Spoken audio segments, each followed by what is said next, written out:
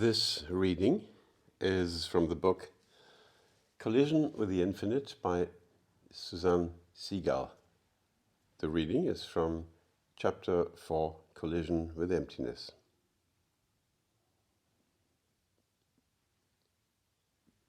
It was in the springtime that it happened. I was returning home to my apartment on the left bank in Paris after attending a class for pregnant women at the clinic across town, where I would be having my baby 6 months from then. It was the first week of my 4th month of pregnancy, and I had just begun to feel the faint stirring of my daughter's tiny movements, like being brushed by a feather from the inside.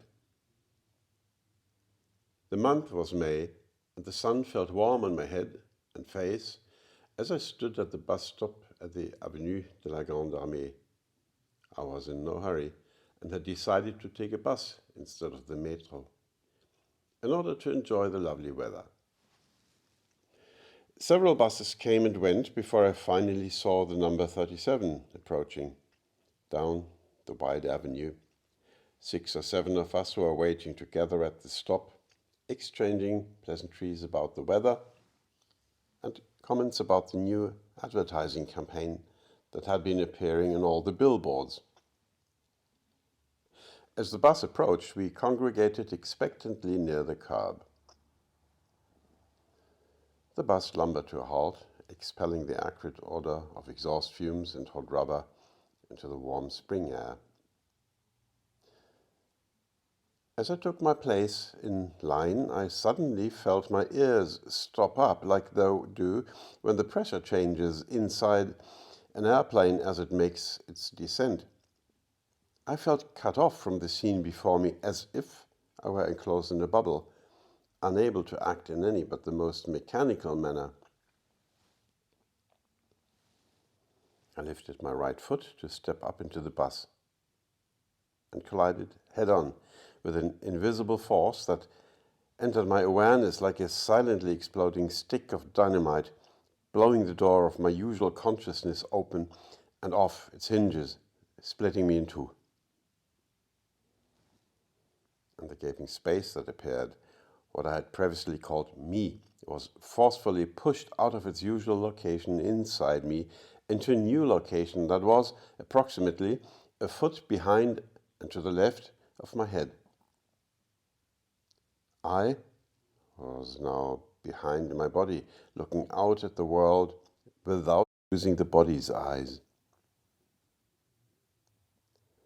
From a non-localized position, somewhere behind and to the left, I could see my body in front and very far away.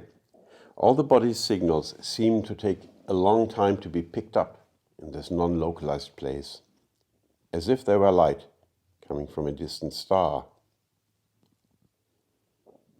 Terrified, I looked around, wondering if anyone else had noticed something.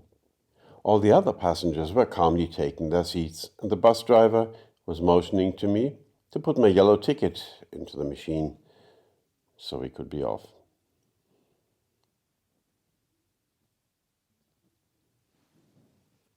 I shook my head a few times, hoping to rattle my consciousness back into place, but nothing changed.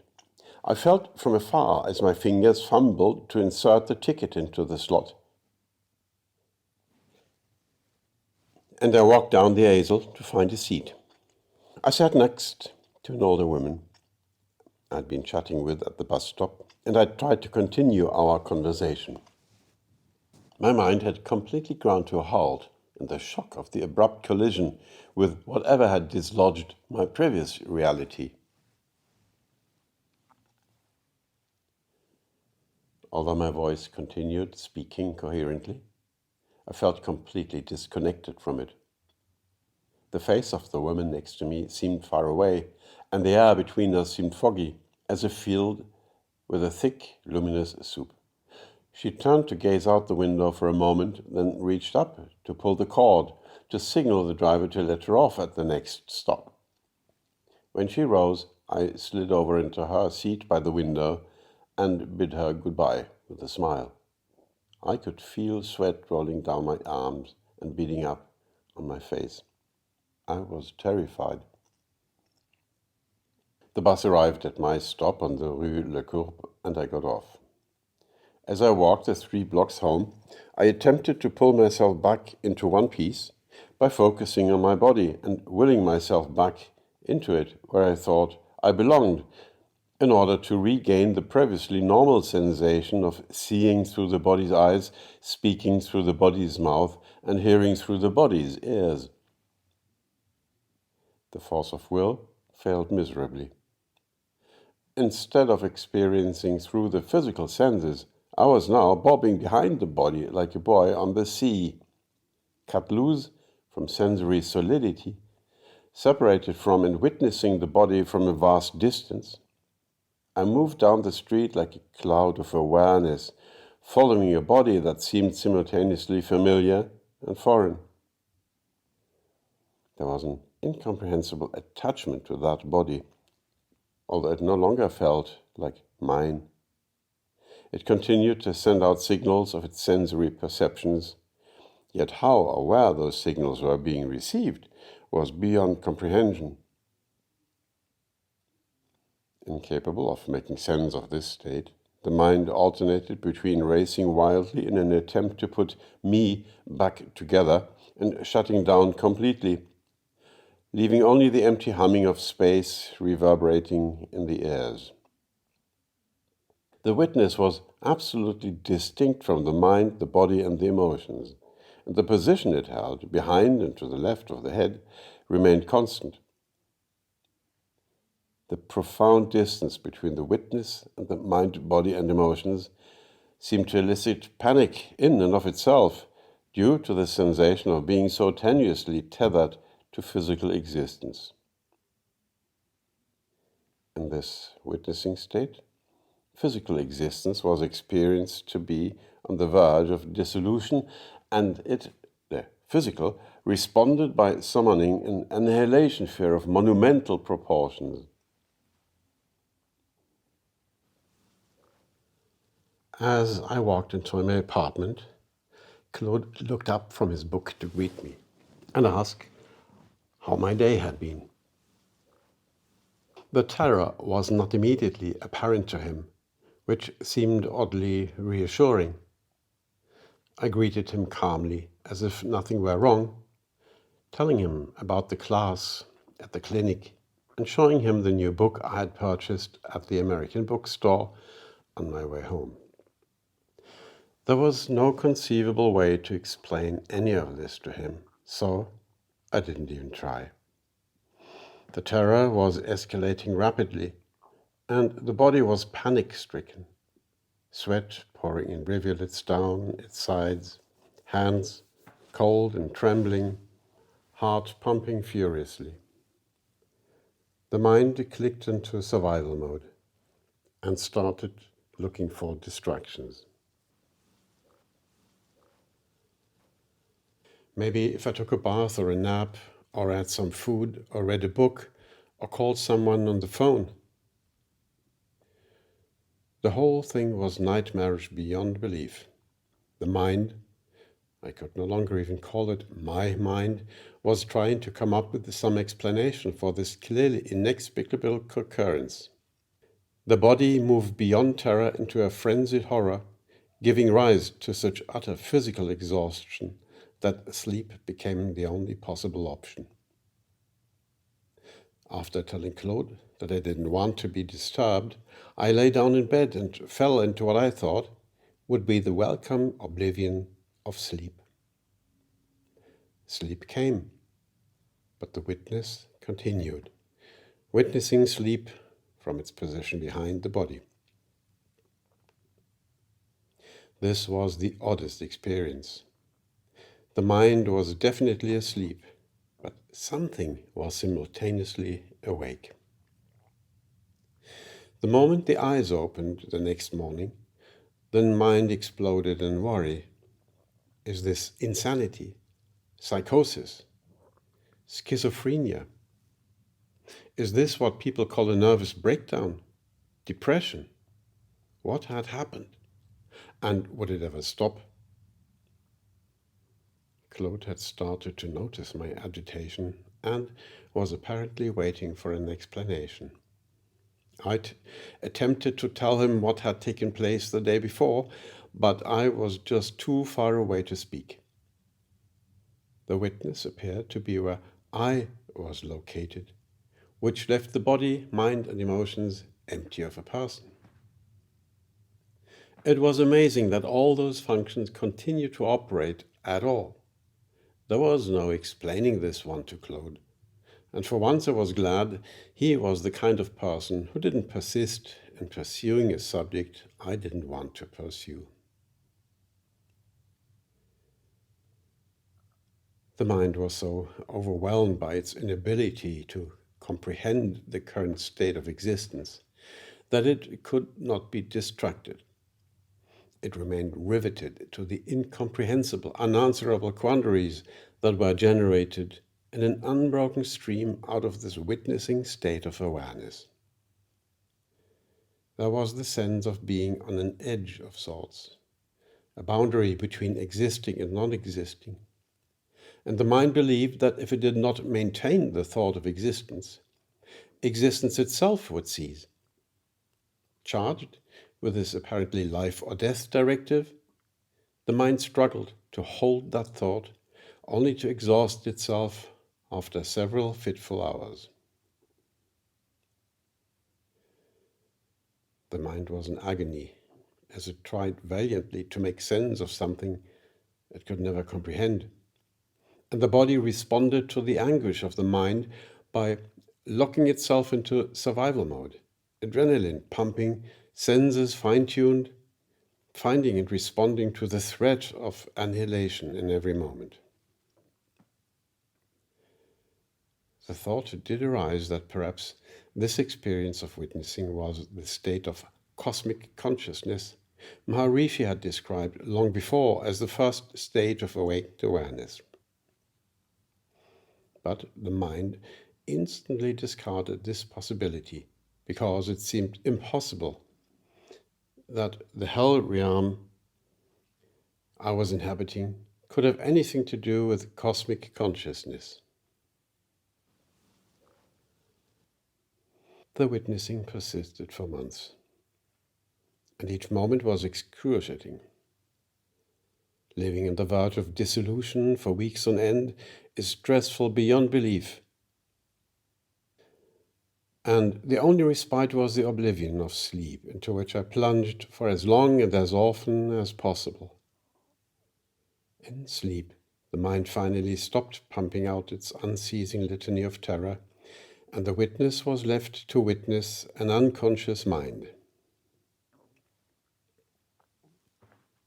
After months of this mystifying witness awareness, something changed yet again. The witness disappeared. This new state was far more baffling and consequently more terrifying than the experience of the preceding months. One might imagine that a great weight would have lifted when the witness disappeared, but the opposite was true. The disappearance of the witness meant the disappearance of the last vestige of the experience of personal identity. The witness had at last held a location for a me, albeit a distant one. And the dissolution of the witness, there was literally no more experience of a me at all. The experience of personal identity switched off and was never to appear again. The personal self was gone, yet here was a body and a mind that still existed, empty of anyone who occupied them. The experience of living without a personal identity, without an experience of being somebody, an I or a me, is exceedingly difficult to describe, but it is absolutely unmistakable.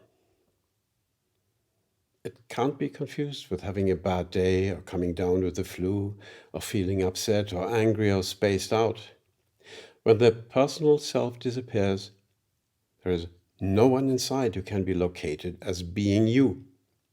The body is only an outline, empty of everything of which it had previously felt so full. The mind, body, and emotions no longer referred to anyone. There was no one who thought, no one who felt, no one who perceived. Yet the mind, body, and emotions continued to function unimpaired. Apparently, they did not need an I to keep doing what they always did. Thinking, feeling, perceiving, speaking, all continued as before, functioning with a smoothness that gave no indication of the emptiness behind them. No one suspected that such a radical change had occurred. All conversations were carried on as before. Language was employed in the same manner. Questions could be asked and answered, cars driven, meals cooked, books read, phones answered, and letters written. Everything appeared completely normal from the outside, as if the old Suzanne was going about her life as she always had. In an attempt to understand what had occurred, the mind began working overtime, generating endless questions, all unanswerable. Who thought? Who felt? Who was afraid?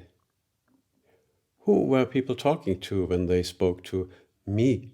Who were they looking at? Why was there a reflection in the mirror since there was no one there? Why did these eyes open in the morning? Why did this body continue? Who was living? Life became one long, unbroken qualm, forever unresolvable, forever mysterious, completely out of reach of the mind's capacity to comprehend.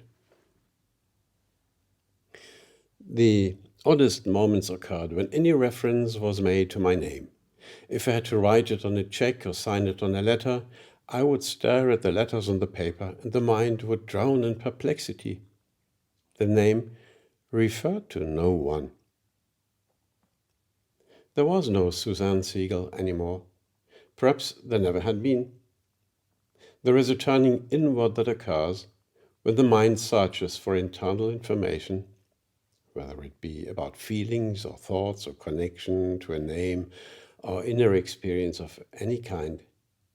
This is generally referred to as introspection. Without a personal self, the inside or internal simply did not exist. The inward turning motion of the mind became the most bizarre of experiences when time and again it found total emptiness, where it had previously found an object to perceive, a self-concept. The more baffled the mind became, the greater the fear.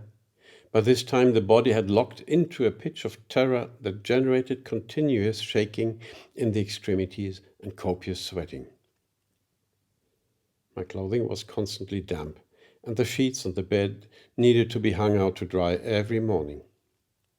Worst of all, simultaneous with the cessation of personal identity, the experience of sleep had changed radically, leaving me with no escape from the constant awareness of emptiness of self.